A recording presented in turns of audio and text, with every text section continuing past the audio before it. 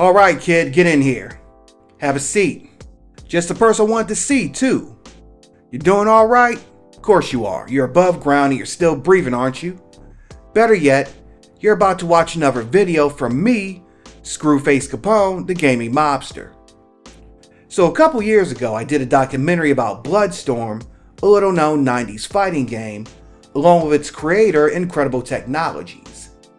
I didn't really like how it turned out, so I decided to redo it. There were some issues with the audio, and I didn't think my voice came through clear. And as you might know, I tend to talk a little bit too fast. I'm trying to get better at that. So yeah, I'm doing another HD remaster.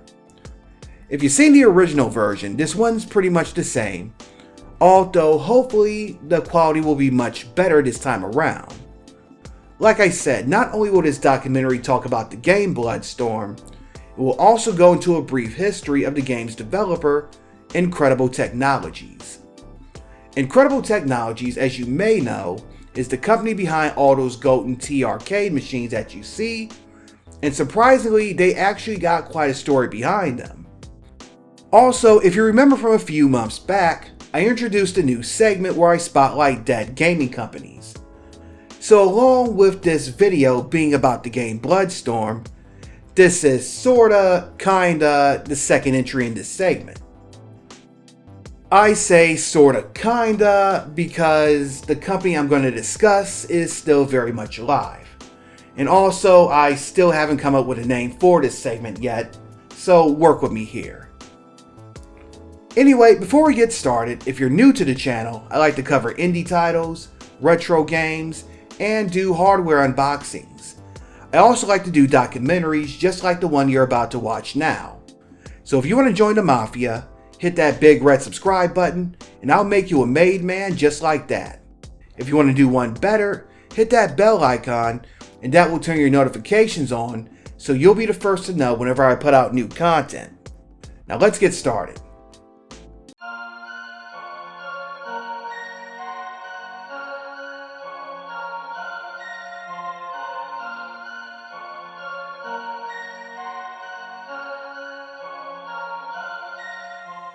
Even if you are old enough to have played fighting games during the mid-90s heyday, chances are the name Bloodstorm is going to be unfamiliar to you. I couldn't blame you either. Its developer, Incredible Technologies, wasn't exactly known for fighting games. Well, good ones at least. Also, there are a ton of better and more well-known fighting games that were released at the time. You had Mortal Kombat 2, Eternal Champions, Killer Instinct, X-Men Children of the Atom, King of Fighters, Darkstalkers, and Samurai Showdown, and those are just some of the ones I can name off the top of my head. Furthermore, for every Street Fighter 2, there were around 10 more Doomsday Warriors, and best of best. With all that congestion, how could a game like Bloodstorm not fall through the cracks? Let's face it, the game wasn't exactly one of the greatest fighting games ever. However, it did add its own twist to the formula. Even if it wasn't enough to gain a success, however, it was different from other games at the time. To me, it's this uniqueness that makes it a hidden gem from gaming's past. It doesn't get enough recognition, so let's talk about it. Now, it's not enough for me to just talk about Bloodstorm by itself. The thing is, so little information exists about the game's development. I also want to talk about its developer and publisher, Incredible Technologies and Strata. You see, they made a unique footprint in the gaming industry. Surprisingly, some of their biggest moves have nothing to do with fighting games at all. Like a lot of companies, they would experiment in a lot of different wheelhouses before they would settle on a formula that works. Bloodstorm was merely a byproduct of some of this experimentation. We'll go more in depth about Incredible Technologies themselves. However, the story of Bloodstorm actually starts with another little known fighter, which the company also created. This fighter was named Time Killers.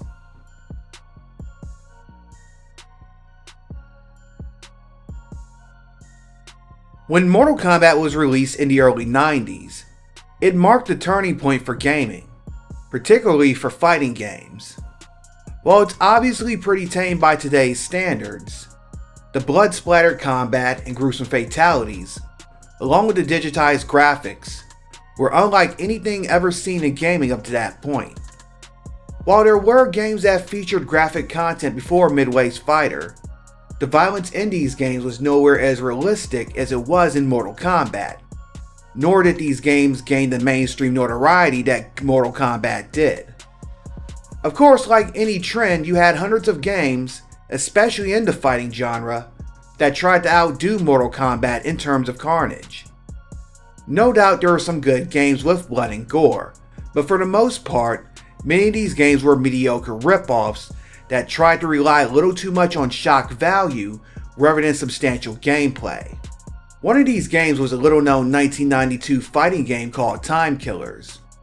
Developed by Incredible Technologies and published by Strata, Time Killers was a 2D fighting game that featured a series of warriors from different time periods.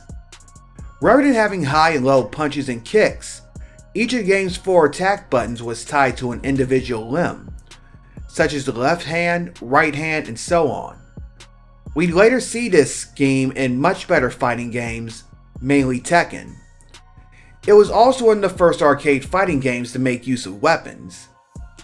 Again, arguably no one cares since Samurai Showdown would blow it out of the water in that regard.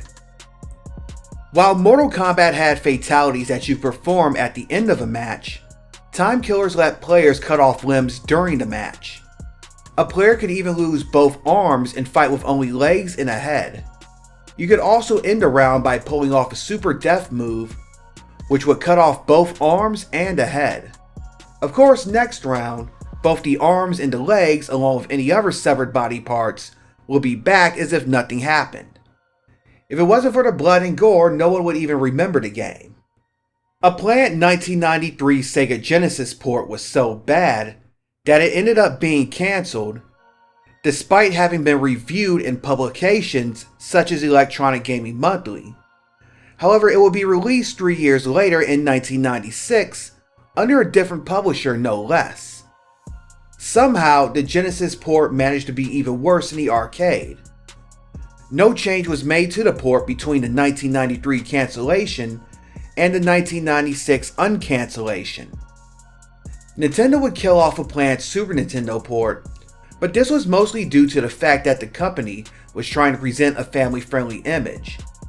Remember, this was in the spring of 1994, months after the company had the Nintendo ports of Mortal Kombat sanitized. If it makes you feel better, the SNES port will likely have been bad too, if slightly less bad than the Genesis port.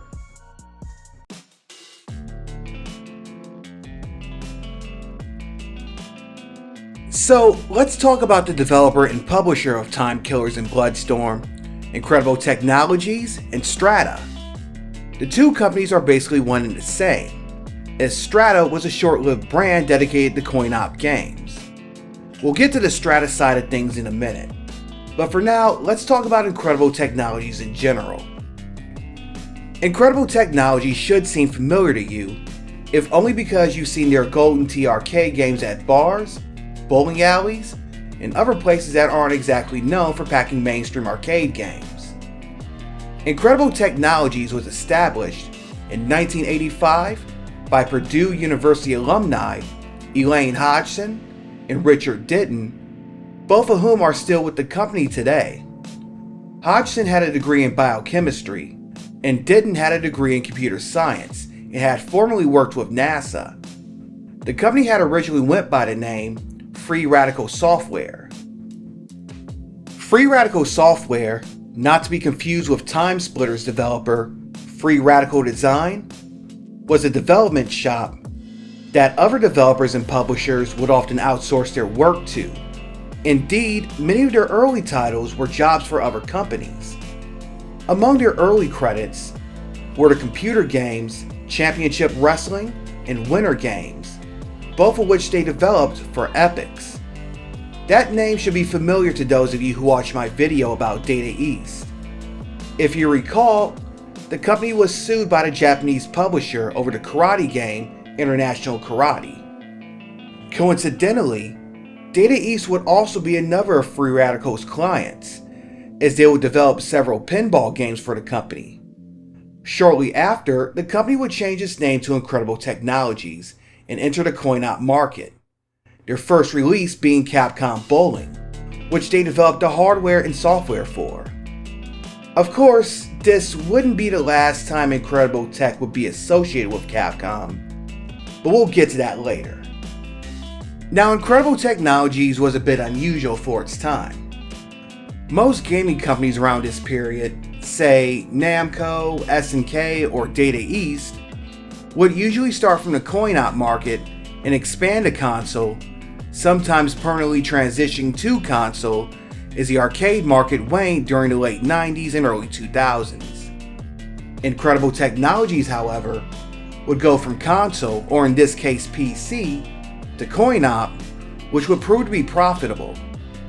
As they went forward, they'd focus on golf and bowling games, which have a more casual appeal and were more family-friendly than the fighting games, shoot-em-ups, and beat-em-ups that dominated the arcades during their heyday. These days, if it's not Pac-Man, you'd be more likely to see a Golden Tee or a Silver Strike bowling game than a Street Fighter or Double Dragon arcade cabinet. In particular, the company's Golden Tee arcade golf games will become their flagship title, to the point where it will receive periodic updates and even a home console. But let's circle back to Strata for a moment. In 1990, Incredible Technologies will create the Strata sub-brand, which would focus on more mainstream style coin-op titles. Under this label, the company will release a little over a dozen games, with classics such as Hard Yardage, Strata Bowling, the aforementioned Time Killers, and of course, the ever-loved Ninja Clowns. The star of our show, Bloodstorm, was also produced under this label, and will be Incredible Technologies' second attempt at creating a fighting game to compete with Mortal Kombat. Bloodstorm was even billed as a Mortal Kombat killer, even releasing this infamous ad featuring Daniel Pesina, the actor who portrayed Johnny Cage in the first two Mortal Kombat games. On a side note, it's a common misconception that Pesina was fired from Midway because of this ad. I even got it wrong myself when I wrote about the game for Powit years ago. The truth was, Pesina had already severed ties with Midway before making the ad, as he had sued them for unpaid royalties over Mortal Kombat 2. Also, Pesina was never officially an employee for Midway, no more than, say, Captain America actor Chris Evans was an employee of Marvel Studios. So how did Pesina get away with this ad? If I had to guess, the character in the ad is explicitly defined as Daniel Pesina and not Johnny Cage. Plus, it's not like anyone had a trademark on a shirtless with jeans and sneakers and sunglasses look. Still, this was a rather bold move on the part of Pesina. On a related note, before reconciling with Midway, Daniel and his brother Carlos will be involved with two other Mortal Kombat ripoffs, Atari's Steel Realm Fighters and Data East Tattoo Assassins. However, both of these games will be cancelled before they are released. So that's Time Killers and the origins of Incredible Technologies. But what about Bloodstorm itself? What was it and how was it as a game? Well, let's find out.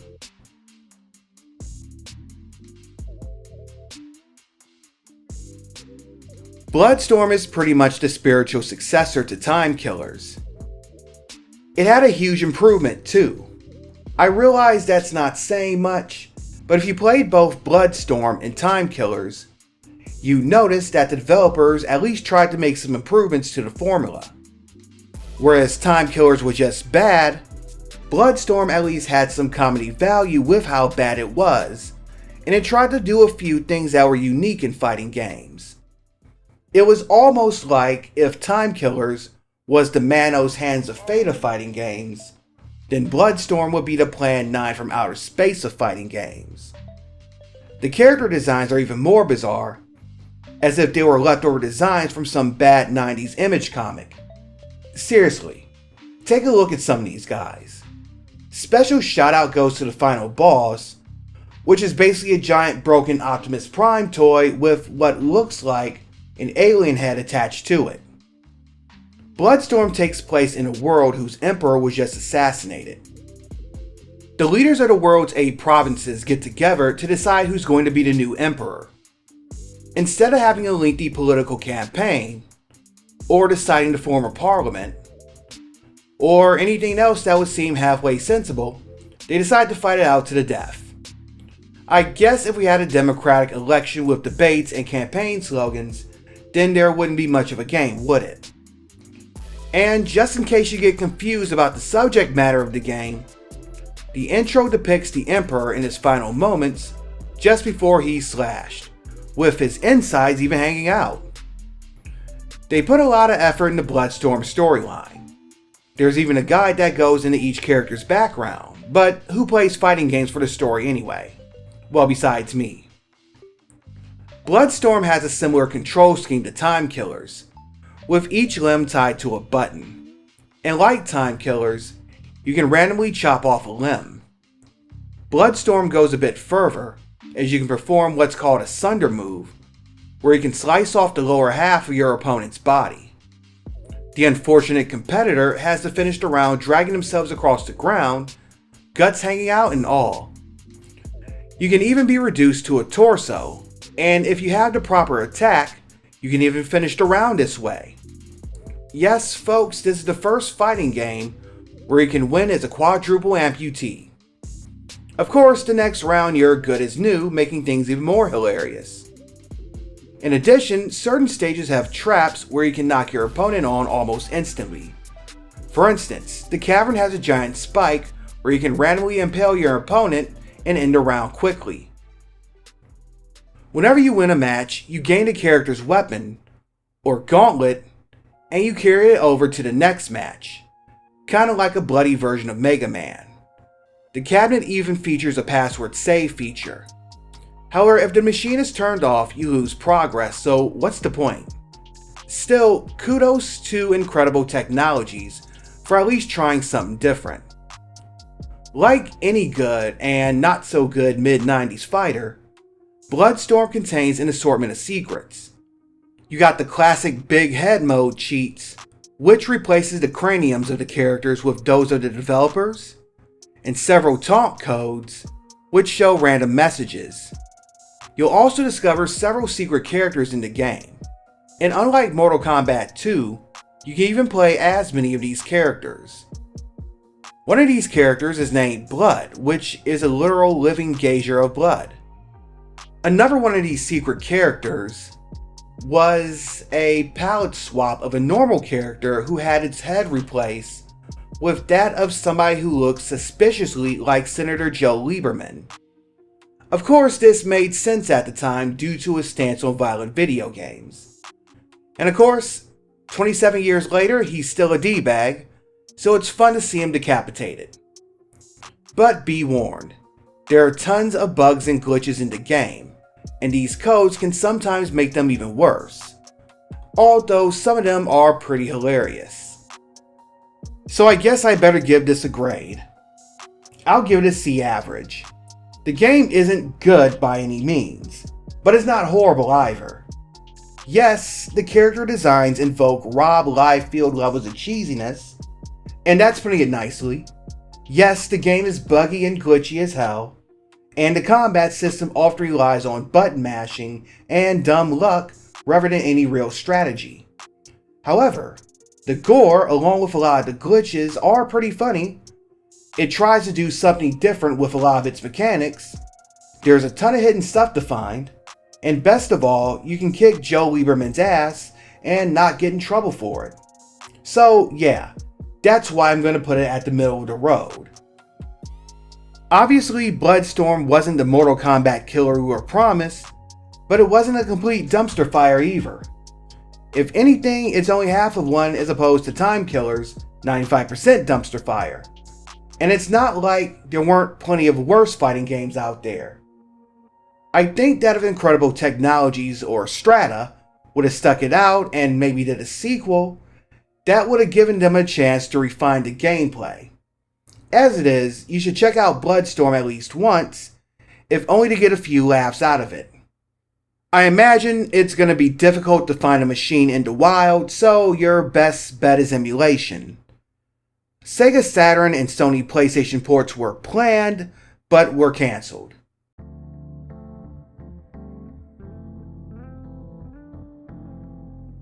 Needless to say, Bloodstorm wasn't the resounding success that Incredible Technologies was hoping that it would become.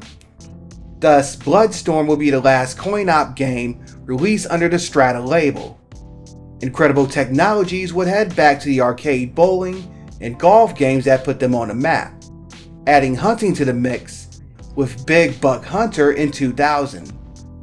Later cabinets would even include network connectivity for stat tracking, leaderboards, and even contests. In 2005, the company would expand into the casino market, where the company has been ever since. In the late 2000s, however, they would make one more attempt at console gaming.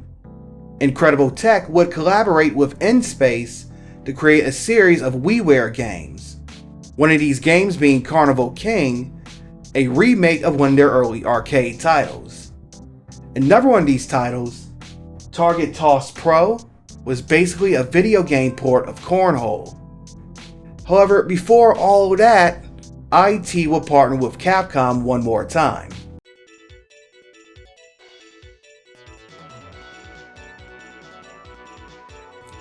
You see, while Bloodstorm may have been the last game released under the Strata sub-label, it wasn't Incredible Technologies' last attempt at a fighting game. In 1995, Strata would develop the arcade version of Street Fighter the movie, as in the Jean-Claude Van Damme one, not the awesome anime one. While it didn't contain the blood and gore of Mortal Kombat, it depicted the actors as digitized sprites. And it was about as good as the movie was, meaning that it wasn't good at all. It was so bad, in fact, Capcom themselves would develop the home versions of the game. And despite being developed by Capcom, these also turned out pretty horribly. But yeah, this was an unprecedented example of not one, but two games that are based on a movie that's based on a video game. And once again, Incredible Technologies was trying to out Mortal Kombat. And once again, it went about as well as you can expect. Maybe one day I'll do a more in-depth feature on these games. Let me know in the comments if you want to see it. In the meantime, Polygon has a brilliant article about the game's development, complete with quotes from personnel from Capcom USA and Incredible Technologies. I'll link to it in the description below.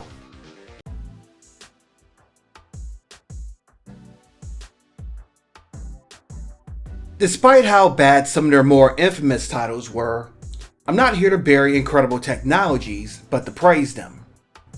To their credit, this is a company that was formed to pursue a passion, and wasn't afraid to experiment with different things.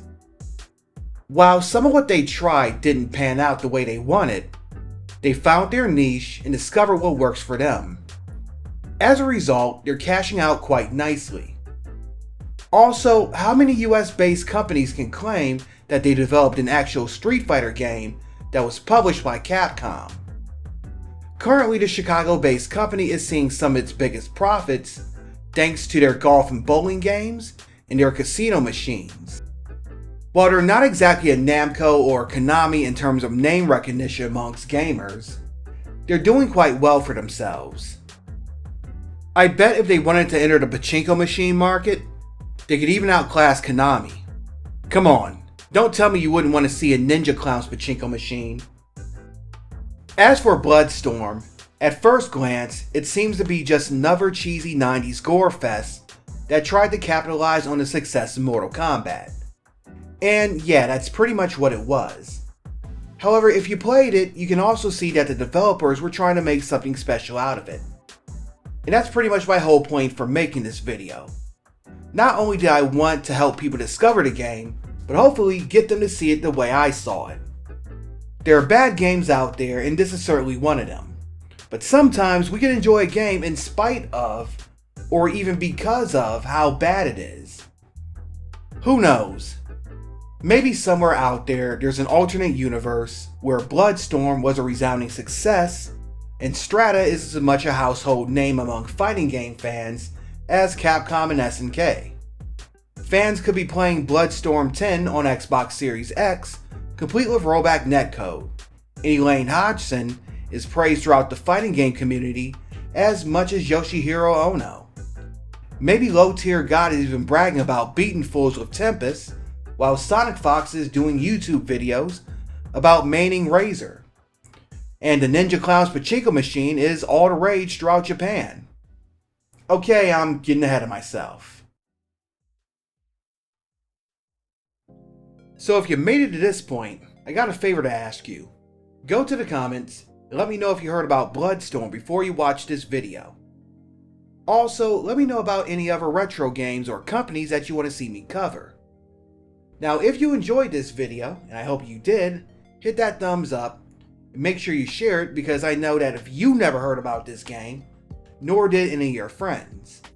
Let me know your thoughts in the comments. Also, if you want to reach out to me on social media, my link tree is below. You can find me on Twitter, because I'll be damned if I call it X, Blue Sky, Instagram, TikTok, and more. Now, if you're into good fighting games, I got 2 features just for you. I have a video where I take a look at every version of Street Fighter 2, or at least every version that I know of. And I have a playlist with the first 5 parts of my King of Fighters retrospective. They both just popped up on your screen, so check them out. In the meantime, have a great rest of your week, and I'm outie 51,000G.